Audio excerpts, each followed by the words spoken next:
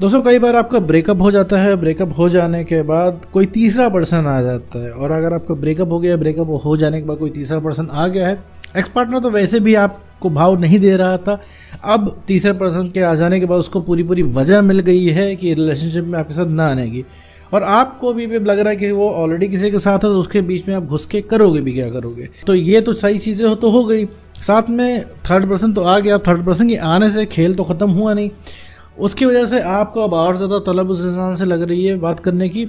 आपको सब कुछ पता है भाई वो इंसान चीट करके गया है। किसी भी रिलेशनशिप में सबसे ब्रूटल चीज़ क्या होती है? चीट करना, चीटिंग। और कोई इंसान चीट करके चला गया और अब स्टिल आप उसके पीछे भाग रहे हो। कोई थर्ड पर्सन आ गया है, वो थर्ड पर्सन उसके साथ उसकी लाइफ में है, उसके साथ रिलेशनशिप में है, प्रॉपर वो इंसान रह रहा है, उसके साथ घूम रहा है, रिलेशनशिप वो स्टार्ट कर चुका है। और ऐसे केस में अब आपको लग रहा है भैया अब आपको कुछ नहीं हो सकता, प्लस आपको याद बहुत ज़्यादा रही। तो ऐसे केस में क्या करें, एक्स के साथ क्या किया जाए, इसी टॉपिक के बारे में इस पूरे वीडियो में बात करने वाले। साथ में ये भी समझेंगे कि आखिर थर्ड पर्सन आता ही क्यों है। तो चलिए बिना वक्त इस वीडियो को शुरू करते हैं। देखो मेरे दोस्तों, अगर तुम्हारा कोई रिलेशनशिप था इसमें तुम्हारा ब्रेकअप हो गया, ब्रेकअप हो जाने के बाद थर्ड पर्सन आ गया, थर्ड पर्सन के बाद तुम्हारे पास कोई ऑप्शन बच नहीं रहा है, तुम अगर उससे दूर रह रहे हो तो तुम्हें तलब लग रही है, छोड़ तुम उसे पा नहीं रहे हो, और ऐसा लग रहा है पा भी जाएंगे तो फिर अब क्या ही फायदा।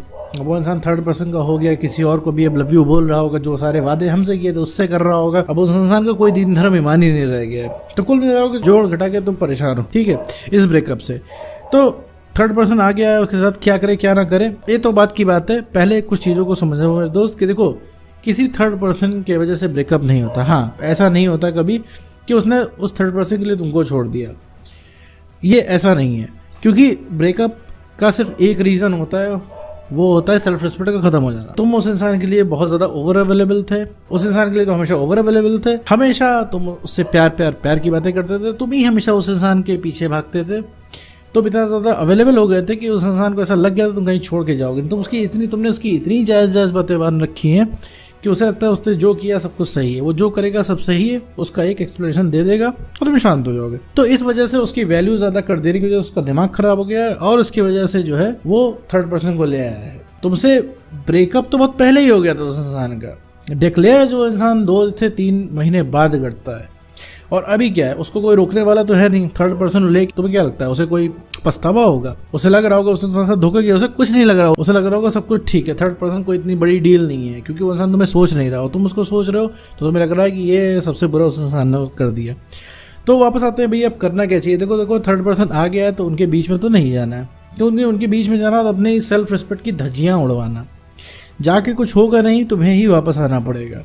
तो अभी क्या है कि वो इंसान, उसको कुछ समझ में नहीं आ रहा है, उसका मन कर रहा है थर्ड पर्सन के साथ रहेगा तो रहेगा, जैसे तुम्हारा मन कर रहा है तो रिलेशनशिप में वो इंसान चाहिए तो चाहिए, जैसे तुमको कोई रोकने वाला नहीं है, उसको कोई रोकने वाला नहीं है। तो बीच में दोनों को नहीं पड़ना है। देखो वो इंसान तुमको छोड़ के गया है क्योंकि तुम्हारी कमी की वजह से तुमको छोड़ के गया है। हाँ सही सुन रहे हो, कमी की वजह से, कि रिलेशनशिप की शुरुआत में तुम जैसे थे तुम वैसे रह नहीं गए, लिहाजा उस इंसान ने तुमको छोड़ दिया है, ठीक है।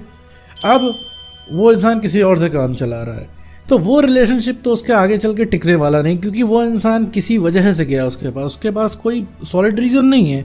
ऐसा नहीं है कि वो इंसान बहुत ही होशो हवास में गया, नहीं, तुमने उसका दिमाग इतना ख़राब कर दिया है, उतना उस इंसान की वैल्यू कर दी है, उतना उस इंसान को इज्जत दे दी है कि उस इंसान का दिमाग ख़राब हो गया है, ठीक है।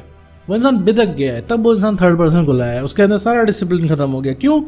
क्योंकि उसे पता है कोई तो उसको कुछ कहने वाला नहीं है, और तुम तो कुछ कर पाओगे नहीं। क्यों नहीं कर पाओगे? क्योंकि तुम इमोशनली अटैच हो भाई। अब तुम्हें लग रहा होगा कि हम तो भाई किसी को नहीं देख रहे हैं, हमें तो वही कोई सेलिब्रिटी भी प्रपोज कर दे तो हम ना कर देंगे उसके लिए, हर चेहरे में उसी का चेहरा नजर आ रहा है, लेकिन उसके साथ ऐसा नहीं है। तो ऐसा कुछ नहीं है, तुम्हें वो इंसान हासिल नहीं है, इस वजह से तुम्हें कोई और पसंद नहीं आ रहा है, और उसे तुम परमानेंट हासिल हो, इस वजह से वो इंसान मजे से जी रहा है, क्योंकि तुमसे वो चिल है।